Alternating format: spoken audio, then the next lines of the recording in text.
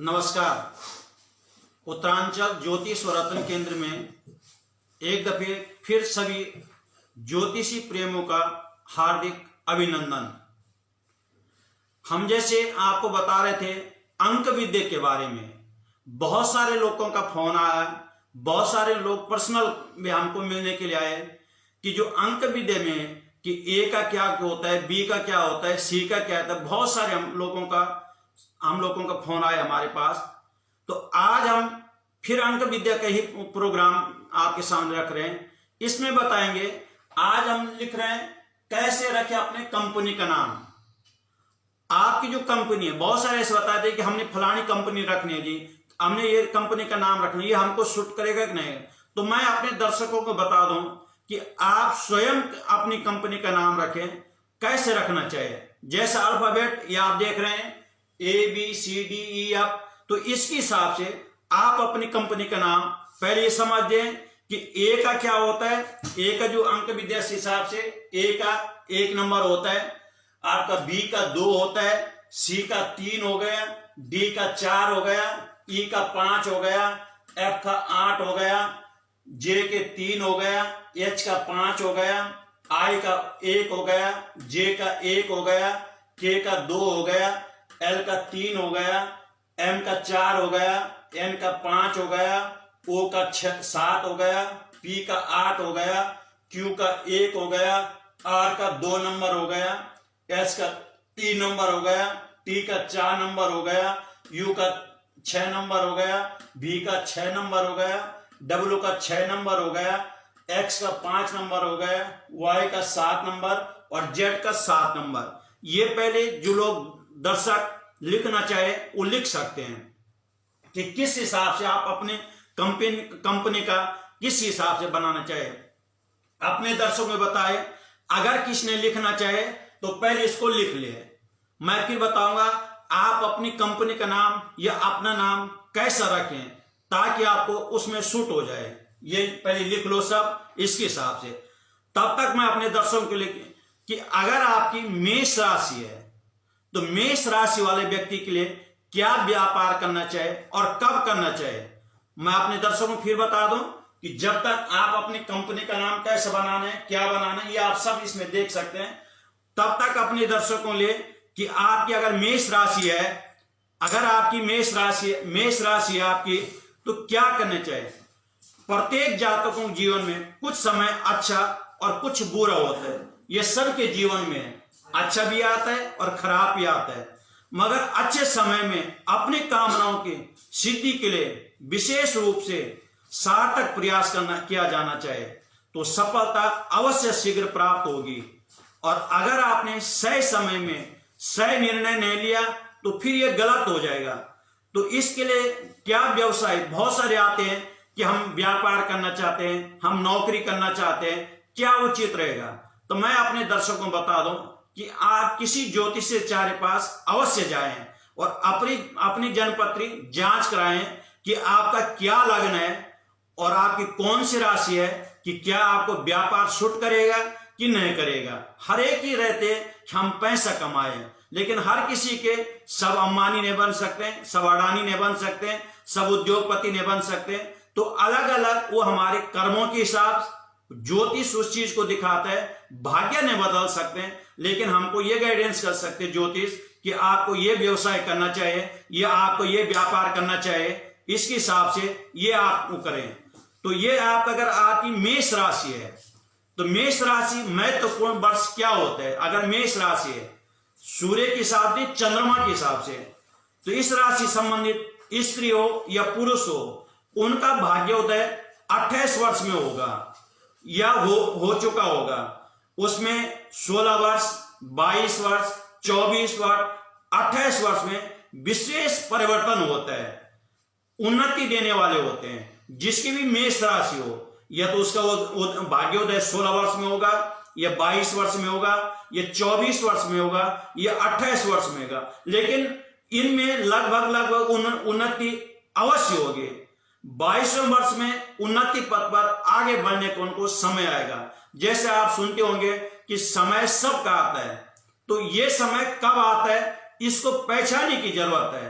तो ये कैसे पहचाने? ये ज्योतिषाचार्य के पास जाए तो इसमें प्रत्येक वर्ष का शुभ समय ये सावधानी से समय निम्नलिखित है। 14 जनवरी से लेकर और 13 मार्च तक का समय धन लाभ होगा मेष राशि वालों का, केवल और राशि नहीं, केवल मेष राशि वालों का। 14 जनवरी से लेकर और आपका 13 मार्च तक इस समय मेष राशि वालों का धन लाभ होगा। अच्छा समय इनका रहेगा, स्वास्थ्य रहेगा, मित्र, पारिवारिक, नेता आदि सब बड़े बड़े लोगों से मेल मिलाप इनका होगा और इनकी जो भी योजना है वो लगभग सब इनके अनुसार ही रहेगी। अगर हम 15 जून से लेकर और 15 जुलाई का समय लेते हैं तो यह समय धन लाभ हर तरह से अनुकूल एवं शुभ समाचार देने वाला होगा। इसके बीच फिर इनका समय खराब आएगा और फिर 17 सितंबर से लेकर और 16 अक्टूबर तक का समय इनका और सिद्धि रहेगा। अगर उस समय किसी प्रकार की सिद्धि करते हैं, किसी प्रकार के पढ़ाई करते हैं, बाहर जाने के लिए ट्राई करते हैं या नौकरी के लिए ट्राई करते हैं या कोई बड़ी पढ़ाई करते हैं तो इस समय इनको अवश्य ही इसमें सफलता प्राप्त मिलेगी। उपयुक्त समय अतिरिक्त वर्ष का जो समय उसमें शेष राशि वालों के लिए चाहे स्त्री हो चाहे पुरुष हो सार्थक रहना चाहिए। जल्दबाजी, लापरवाही, ये सब इन चीजों को ये ध्यान रखना पड़ेगा कि किसी प्रकार कोई गलती न करे जिनको इनसे नुकसान होगा। अगर इनकी व्यवसाय की बात करें, इनके लिए व्यवसाय मेष राशि वाले के लिए स्त्री हो या पुरुष हो क्रियाशील, मस्ती का स्वामी होते हैं। इनमें संघर्ष करने की क्षमता होती है, नेतृत्व करने की प्रधानता होती है। इस कारण से चाहे लड़का हो चाहे लड़की हो, ये प्रशासनिक अधिकारी, नेतृत्व, विशेषता, बहादुरी, विशेष श्रम या आपका ISPS वाली बात है, डॉक्टर वाली बात है, ये सब सर्वेक्षण, विद्युत, मशीन, पुलिस, सेना, इन चीजों का प्रधान, इनकी नेतृत्व, इसमें विशेष गुण होते हैं। इसलिए जिनकी मेष राशि है तो इनको इस चीज की व्यवस्था, ये इस चीज का काम कार्य करना चाहिए। ये कुशल संगठनकर्ता अगर किसी पार्टी में है तो इनको निश्चित ही मंत्री, अध्यक्ष बनाया जाएगा। ये प्रवक्ता है तो अवश्य ही इनके बीच में बच्चों का अधिक मेल मिलाप रहेगा। ये विक्रेता है, ये बीच का लेन देन का दलाल जिसको कहते हैं उसका काम करते हैं। यह सब इंस्पेक्टर है, पुलिस विभाग में है, यह नीलामी करता है, सलाहकार है, निरीक्षण है, भूमि का, प्रॉपर्टी का, बिल्डर इनका काम है, तांबे का काम है, धातु संबंधी मशीनरी काम है। तो इस काम को मेष राशि वालों को करना चाहिए, इसमें इनको निश्चित ही उन्नति मिलेगी। अगर हम सीमेंट, मेडिकल स्टोर, कोयला, वैद्यक, आतिशबाजी, आयुध निर्माण, खेलकूद, रंग, व्यवसायी, जमीन जायदाद, पहलवान, रेडियो, टेलीफोन, तंबाकू, केमिस्ट्री, ये अगर व्यवसाय करना चाहे तो इनको अवश्य ही लाभ मिलेगा मेष राशि का। इनसा धन का लाभ, मान सम्मान की वृद्धि होगी। इन्हें राजकार्य लाभ जो मिलेगा, ये नेता बनकर प्रतिनिधि बन सकते हैं, लोकप्रिय बन सकते हैं। अगर प्रवक्ता है या धर्म प्रचारक है तो इस समय इनके जो बोलते हैं कि इनके समाज में इनके नेतृत्व करने की क्षमता अधिक बढ़ जाए और लोग इन पे विश्वास करेंगे। ये रहा तो मेष राशि वालों का।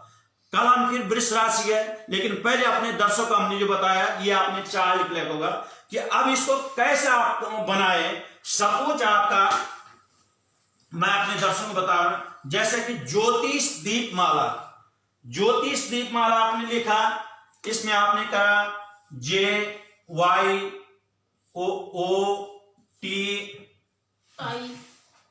ज्योतिष दीपमाला, जैसे आपने कहा JYOTISH, तो इनका आपने लिखा, J का हो गया 1, Y का हो गया 1, T का हो गया आपका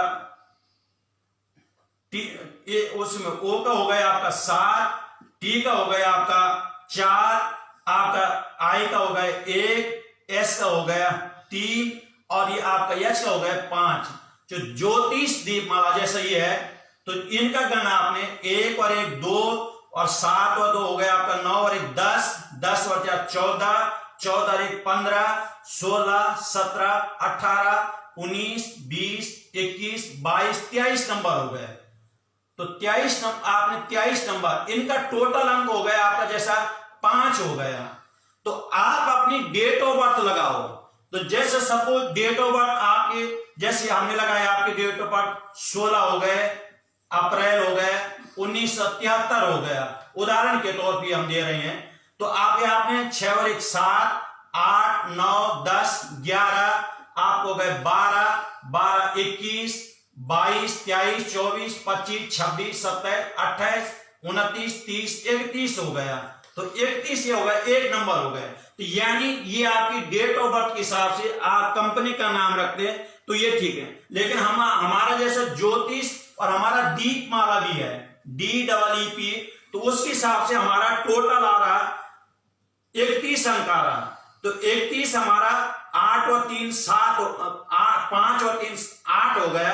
8 नंबर हमारा जो कंपनी का नाम है ज्योतिष दीपमाला जो आप देख रहे हैं, तो हमारा ज्योतिष दीपमाला आपको बताइए कि J का 1 हो गया, Y का 1 हो गया, O का 7 हो गया, T का 4 हो गया, I का 1 हो गया, S का 3 हो गया, H का 5 हो गया और दीप D का हो गया 4, E का हो गया 5, E का हो गया 5 और P का हो गया 8। ज्योतिष दीप और माला M का 4 हो गया, A का 1 हो गया, L का 3 हो गया और A का 1 हो गया। तो हमारा टोटल अंक आपका 53 हुआ, यानी 53 नंबर हुआ। तो 53 नंबर हमारा टोटल 8 नंबर हुआ। तो हमारी कंपनी का टोटल ज्योतिष दीपमाला का 8 नंबर हुआ। तो 8 नंबर अगर हम अपना डेट ऑफ बर्थ जोड़ते हैं तो हमारा डेट ऑफ बर्थ जो हमारी अपनी डेट ऑफ बर्थ है 16 अप्रैल 1973। तो अब हमने 16 अप्रैल 1900, इसका हुआ 4 नंबर होगा। तो यानी हमारे लिए 2 नंबर 4 नंबर 6 नंबर 8 नंबर ये हमारा लकी हुआ। तो इसके हिसाब से जब भी आप अपनी कंपनी का या आप और लगाते यथारूप या और कोई नाम है तो उस नाम के हिसाब से ये आपका अपना अल्फाबेट निकाले, फिर आपका कंपनी का नाम होगा। या जैसे आप बच्चों का नाम रखना चाहे तो अपनी डेट ऑफ बर्थ जोड़े और फिर उस बच्चे का जो नाम अक्षर है उनके हिसाब से उनका अंक जोड़े। अगर सेम बैठता है तो आपका भाग्यशाली अंक होगा, मूल अंक होगा, भाग्यशाली अंक होगा, तो उसको आप यूज कर सकते। अगर कंपनी का नाम रखना है तो जैसे आपने बताया कि ज्योतिष दीपमाला और आपका जो नाम होगा उनका सब अंक जोड़ के अगर एक ही आता है तो आपके लिए कंपनी उन्नतिदायक रहेगी, और अगर नहीं होता है तो आपके लिए नुकसान। तो यह आप अपने हिसाब से, बहुत सारे हमारे पास आते हैं कि हमने कंपनी खोलनी है, उसका क्या नाम होना चाहिए।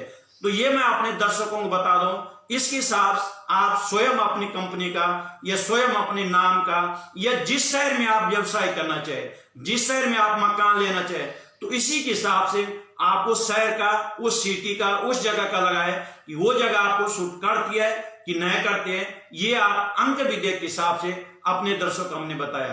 कल फिर हम वृष राशि वालों के बारे में बताएंगे कि उनको क्या व्यवसाय करना चाहिए।